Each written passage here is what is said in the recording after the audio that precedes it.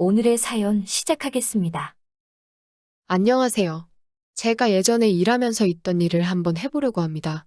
여기 재밌는 이야기들 많은데 제 이야기가 얼마나 반응이 좋을지는 모르지만 이 사연 말고도 저는 재밌는 추억담이 많으니 반응이 좋으면 다른 사람과의 이야기들로 2탄, 3탄도 계속 연재를 해볼까 합니다. 일단 이때는 제가 아직 28살밖에 되지 않았던 시기입니다. 집에서 놀고 먹고만 할 수는 없으니 직장을 구해서 다니고 있었습니다. 사대보험도 해주고 말뿐이기는 하지만 복지도 조금 있는 데다가 버는 돈도 적지만 일하는 것도 그렇게 힘들지 않는 평범하게 동네에서 영세하는 회사였습니다. 일이 힘들지는 않으니까 퇴근하고도 몸이 그렇게 피곤하지는 않았어요. 그런데 그때쯤 연애를 하던 여자친구가 있었는데 그 여자친구랑 조금 사이가 틀어지게 되면서 잠깐 정신적으로 힘들었던 적이 있었거든요. 원래는 주말에는 항상 여자친구와 함께 있었는데 한동안 연락을 안 하게 되었어요.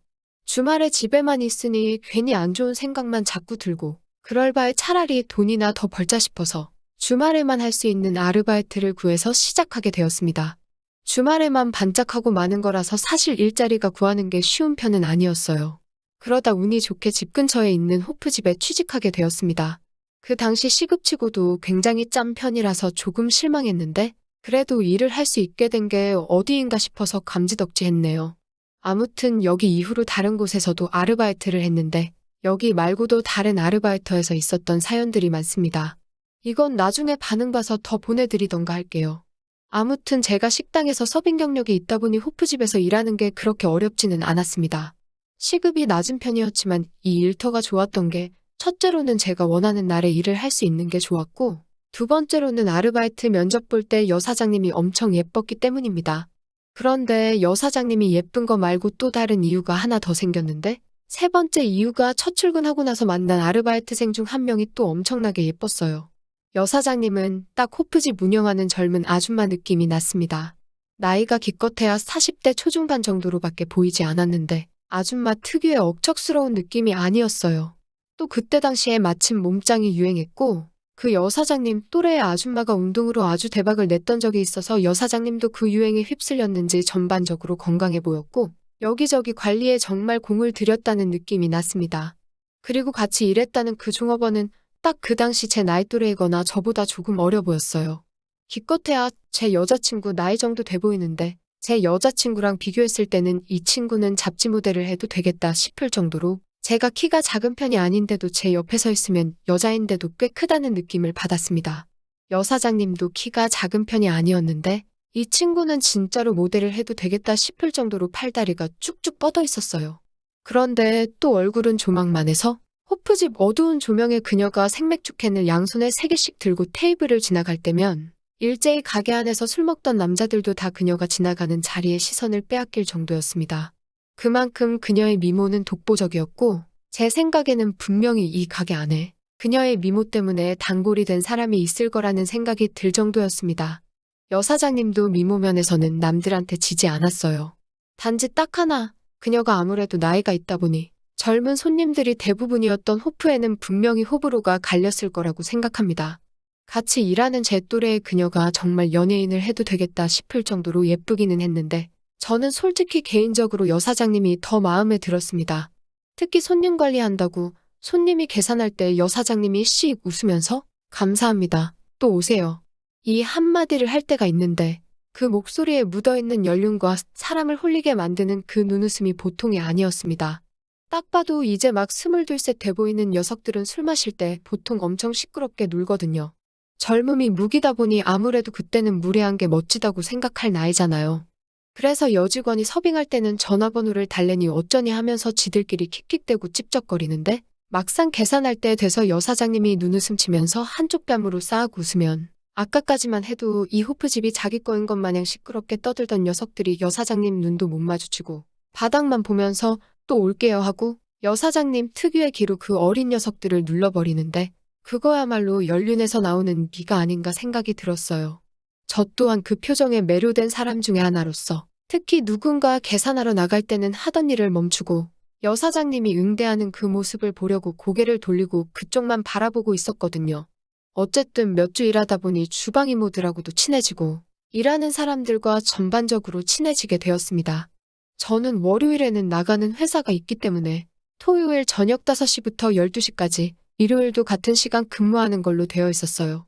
그래서 일하다 말고 12시가 땡치면 가끔 술이 고픈 날에는 집으로 퇴근 안 하고 술 마시는 손님으로 변하고는 했습니다. 토요일에는 특히 제가 일을 끝내고 나서도 정신없이 바빠서 여유가 없었는데 일요일은 비교적 손님도 토요일에 비해서 엄청 일찍 끊어지는 편입니다. 대학생이던 회사원이던 월요일은 한 주의 시작을 해야 하니까요.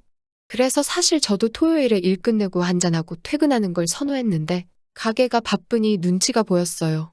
여사장님이 그래도 직원이라고 안주도 더 푸짐하게 주시고 해서 술 마시는 건 참 좋았는데 말입니다. 아무튼 가게가 바쁘니 제가 토요일에 남아도 왠지 거기서 술을 마시고 있으면 죄를 짓는 느낌이었다고 해야 하나요. 그래서 술 마시다 말고 바빠지면 가서 일도 도와주고 여사장님이 바쁘면 제가 계산도 찍어주고 그런 식이었어요. 그래서 되도록 토요일에는 그냥 퇴근을 했고 술이 마시고 싶으면 일요일에 남아서 한 잔씩 하게 되었습니다. 일요일은 10시 정도만 돼도 손님이 끊어지는 통에 여유롭게 마시기에는 그만한 날이 없었어요. 말한 대로 술만 시켜도 여사장님이 안주는 푸짐하게 주셨고요.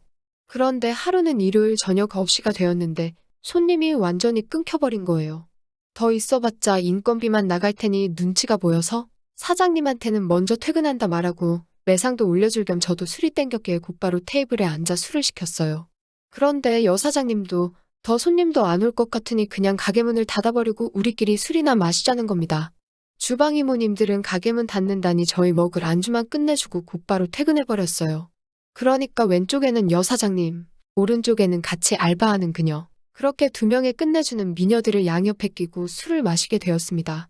솔직히 언제 또 이런 호강을 하겠나 싶어서 이만한 돈 버는 거 포기한 거 치고는 보상이 너무나도 좋았네요. 저는 그냥 저 혼자 조용히 마시려는 생각에 일부러 자리도 작은 테이블에 앉았는데 덕분에 몸이 서로 닿을 정도로 가깝게 앉아서 술을 마시게 되었습니다. 안주 집으려고 팔을 뻗을 때마다 옆에 앉은 여사장님과 팔이 스치니 기분이 묘했어요. 그런데 사실 여사장님이 조금만 옆으로 앉으면 스칠 일이 없는데 몇 번이나 그랬는데도 의자를 조금도 틀지 않는 게 제 마음속에서 혹시 이 여사장님이? 하는 생각이 들었습니다. 그리고 한참 술을 마시게 되었네요. 여사장님 말고 같이 일하는 그녀는 조금 이런 서비스 직종을 하기에는 무뚝뚝했는데 술자리에 오랫동안 남아있는 게 신기하더라고요. 같이 일하는데 저한테 먼저 말 걸어본 적도 없고 술자리에서도 여사장님하고 그렇게 길게 이야기를 나누는 편이 아닌데도 끝까지 자리를 지키고 있는 모습이 참 신기했습니다. 술이 조금 들어가고 나니 여사장님이 그냥 일요일에는 가게 문을 닫아버릴까 하는 말을 하시는 겁니다. 일요일에 가끔씩 장사가 엄청 잘 되는 날도 있는데 그렇다고 매번 가게 문을 열기에 여사장님도 쉬는 날이 따로 없고 남들 쉴 때 좀 같이 쉬고 싶다는 말을 하더라고요. 남들 바쁠 때는 자기는 손님이 덜해서 안 바쁘고 남들 쉬는 날에는 쉬는 대로 가게가 바빠 정신없이 사는 게 이젠 지친다고 하더라고요. 그래서 옆에서 제가 듣고 있다가 그러면 마트가 그러는 거 마냥 2주나 3주 간격으로 일요일 하루는 가게 문을 닫아보면 어떻겠냐고 했어요. 여사장님은 그 말에 솔깃하시더라고요. 그래도 막상 하루를 오롯이 날려버린다니 매출적으로 부담이 있으니 여사장님이 쉽게 결정은 못하셨어요. 아무튼 그렇게 저는 몇 달 정도 더 일을 하다가 여자친구와도 잘 풀게 되면서 더 이상 주말에 일을 도와주러 갈 수가 없었습니다. 여사장님은 정들었는데 벌써 떠나냐고 아쉬워했고 같이 일하던 그녀는 그냥 별다른 감흥은 없어 보였어요. 어쨌든 일하면서 저도 좋은 추억이 많았고 앞으로 술을 마셔야 한다면 다른 데 안 가고 이쪽으로 와서 마셔야겠다는 생각을 했습니다. 그래도 주말 내내 여자친구한테 마르고 닳도록 봉사를 해야 했으니 가고 싶어도 가볼 시간이 없었죠. 그렇게 시간이 지나서 한 3개월쯤 지났나? 여자친구랑 또 다투게 된 거예요. 이번에는 저번처럼 심한 다툼은 아니었지만 모처럼 예약해둔 펜션을 못 가게 돼버린 게 아깝긴 하더라고요. 기분도 꿀꿀하고 술이나 한잔 해야겠다 싶었는데 문득 알바했던 그곳이 생각난 겁니다. 그래서 오랜만에 가게에 얼굴을 내비쳤죠. 여사장님은 그대로 계신데 같이 일하던 그녀는 안 보이더군요. 여사장님 말이 걔도 학교가 개학을 해서 못 나오게 되었다고만 설명해줬어요. 예쁜 걸로 보면 제 여자친구는 물론이고 제가 매력을 느끼는 여사장님보다 훨씬 예쁜 친구였는데 그래도 도통 저랑은 나누던 대화가 없었으니 그녀가 없다고 아쉽다거나 하지는 않았습니다. 어쨌든 여사장님이 계시니까요. 가게는 여전히 바쁜데 아르바이트생 한 명 없어졌다고 여사장님이 너무 바빠 보이더라고요. 그래서 원래는 술 마시러 왔다가 그냥 돈 안 받고 여사장님 일하는 걸 도와줬어요. 새벽 2시가 돼서 손님들 거의 다 빠져나가고 나니까 그제서야 숨을 돌릴 수 있었습니다. 여사장님이 정말 고맙다고 안주 먹고 싶은 거 말하면 가져다 줄 테니 일당 대신 술 먹고 싶은 만큼 먹다가 가라고 했습니다. 보통은 제가 맥주를 많이 마시는데 여자친구 때문에 심란했는지 소주를 마시기 시작했어요. 여사장님도 평소에 제가 주종이 맥주인 걸 알고 소주를 마시니까 신경이 쓰였는지 무슨 일이 있냐고 물어보더라고요. 그래서 여자친구랑 이래저래 해서 싸웠다. 금방 풀긴 하겠는데 내일 예약해둔 펜션이 아까워서 속이 상하니 술 생각이 났다 뭐 이런 이야기를 했죠. 그런데 여사장님이 펜션이 아까우면 자기랑 같이 가자는 겁니다. 가게 열어야 하지 않냐고 물으니 같이 일하던 그녀가 학교로 돌아가면서 여사장님도 힘에 부쳐서 일요일에는 가끔씩 그냥 닫아버릴 때도 있다고 하시는 거예요. 술을 더 마시려고 하니 여사장님이 이 술은 내일 펜션 가서 마시자고 하는데 또 저번처럼 여사장님과 너무 가깝게 닿아 있어서 마음이 떨려왔습니다. 여사장님이 술은 자기가 준비할 테니 저는 몸만 오면 된다고 하더라고요. 그래서 펜션 주소랑 그런 걸 알려주고 저는 집으로 돌아와서 그냥 천장만 보고 있었습니다. 자꾸 여사장님과 펜션에 갔을 때 뭘 하게 될지가 눈에 선하고 상상으로라도 이미지 트레이닝을 하고 있으니 잠을 잘 수가 없었어요. 그렇게 저도 다음날 점심때 펜션으로 출발을 했습니다. 가는 길 내내도 운전에 집중이 안 되더라고요. 평소에 호감을 가지고 있던 40대 초반 여사장님을 가게 외적인 장소에서 만나는 것도 처음인데 그것도 다른 장소가 아니라 원한다면 영영 둘만 있을 수 있는 장소에서 만나게 되었으니 말이죠. 펜션 앞에 여사장님 차가 주차되어 있는 걸 보니 저보다 먼저 도착하신 듯 했어요. 정말 머릿속에는 여사장님과의 온갖 기대 때문에 가슴이 벅차오르고 떨려서 제정신을 차릴 수가 없더라고요. 펜션이라고 해봐야 주변에 솔직히 아무것도 없는데 둘이서 밖에 구경 다닐 것도 아니고 방 안에서 밥만 먹을 것도 아닌데 뭘 하겠어요? 라고 생각했지만 그건 저의 우산이었습니다. 자신있게 문을 열고 들어왔는데 여사장님은 혼자가 아니었어요. 같이 일하던 그녀도 같이 펜션 안에 있더군요. 관뒀다는 애를 뭐하러 다시 부르셨나 싶었습니다. 이거 뭐 동창회 하는 것도 아니고 여사장님도 뻔히 제가 무슨 기대를 하고 왔는지 아셨을 텐데 이렇게 초를 칠 수가 있는가 싶었어요. 그런데 그녀가 저한테 인사를 건네는데 처음으로 제 앞에 미소를 보여주는 겁니다. 저보고 오랜만이라고 하면서 말이죠. 예상치도 못한 그녀의 태도에 저도 이게 무슨 일인가 했습니다. 제가 오는 소리를 들었는지 여사장님도 2층에서 내려오더군요. 그리고 그녀들과 저 이렇게 셋이서 펜션에 딸린 풀장에서 낮에 수영하면서 즐겁게 놀았습니다. 제가 원한 은밀한 여행은 아니었는데 이거 나름대로 워크숍 온 것 같고 뭐가 됐든 보기 드문 미녀 2명하고 같이 노는 거다 보니 아쉬움은 하나도 없었네요. 그리고 저녁이 되었습니다. 여사장님이 술을 챙겨온다고 챙겨왔는데 소주를 짝으로 2짝을 가져오셨더라고요. 손이 큰 건 알겠는데 셋이서 이 술을 언제 다 마시나 싶었습니다. 고기를 살짝 구워서 술을 마시기 시작했는데 여사장님 말고 같이 일했던 그녀가 술을 엄청나게 빠른 속도로 달리는 거예요. 조금 천천히 마시라고 해도 여전히 무뚝뚝해서 아무 말도 안 하고 고기가 채 익기도 전에 소주 한 병을 비워버리더군요. 그리고 얼마 안 있어서 취해가지고는 식탁에 팔 베고 누워서 뻗었습니다. 술도 못하면서 뭘 그렇게 급하게 마시나 싶었는데 이제 여사장님과 저를 방해하는 세력이 사라졌으니 그건 그거 나름대로 잘 된 것 같다는 생각을 하고 있었어요. 그리고 여사장님과 진득하게 술을 한 잔씩 주고받으며 시간을 보내고 있었습니다. 그런데 여사장님이 술 먹고 뻗은 그녀를 가리키면서 참 예쁘지 않냐고 물어보는 거예요. 예쁜 건 저도 인정하는 바이니 그렇다고 대답했습니다. 보편적인 미의 기준도 있고 그녀는 젊음도 가지고 있기 때문에 제가 여사장님한테 빈말로 더 이쁘시다고 해봐야 마이너스 점수밖에 되지 않을 걸 알고 있었으니까요. 그런데 여사장님이 질투를 하기 시작한 건지 저한테 자꾸 그녀에 대한 질문을 하는 겁니다. 지금 만나는 여자친구랑 비교하면 어떠냐?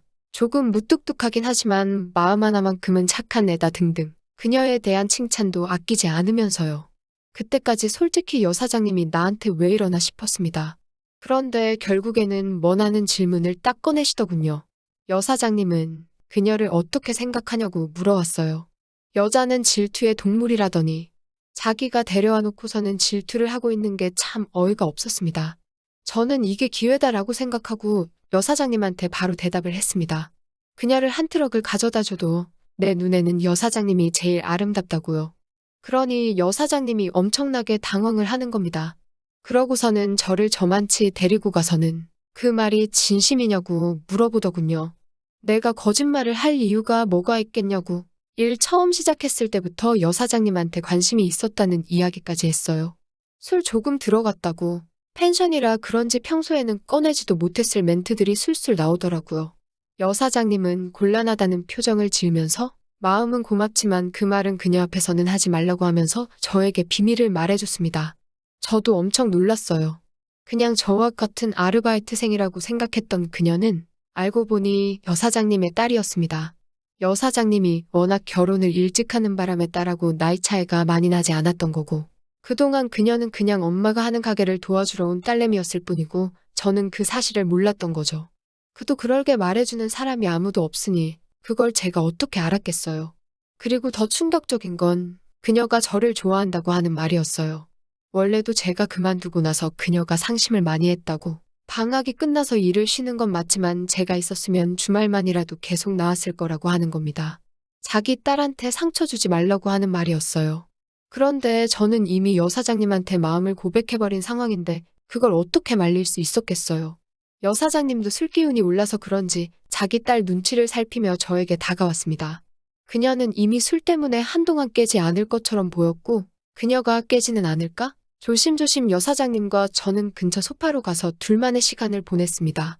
하지만 여사장님은 저한테 부탁하더라고요. 지금 여자친구랑 헤어지고 자기 딸하고 만나줬으면 좋겠다고요. 처음으로 그녀가 먼저 좋다고 한 남자가 저인데 딸한테 시련의 아픔을 주고 싶지 않다고 하시면서요. 그리고 펜션 여행을 기점으로 저는 만나던 여자친구와 헤어지고 여사장님이 아니라 여사장님의 딸인 같이 알바했던 그녀와 함께 연애를 시작하게 되었습니다. 연애하는 동안도 여사장님은 제가 그리웠는지 가끔씩 저한테 전화를 해서는 딸이 안 돌아오는 날마다 집이 빈다고 저를 불러서 시간을 보내기도 했어요. 그렇게 한참을 여사장님과 그의 딸을 번갈아가며 만나다가 여자친구 사이가 된 그녀와 큰 다툼을 하면서 헤어지게 되었어요. 그렇게 자연스럽게 여사장님과도 연락이 끊어지게 되었죠. 아무래도 여사장님은 모든 것을 알게 되었을 때 자기 딸이 받을 충격이 너무 클 것이라 생각해서 저한테 가끔씩 같이 시간을 보내자고 하던 연락마저도 완전히 끊어버린 것 같습니다.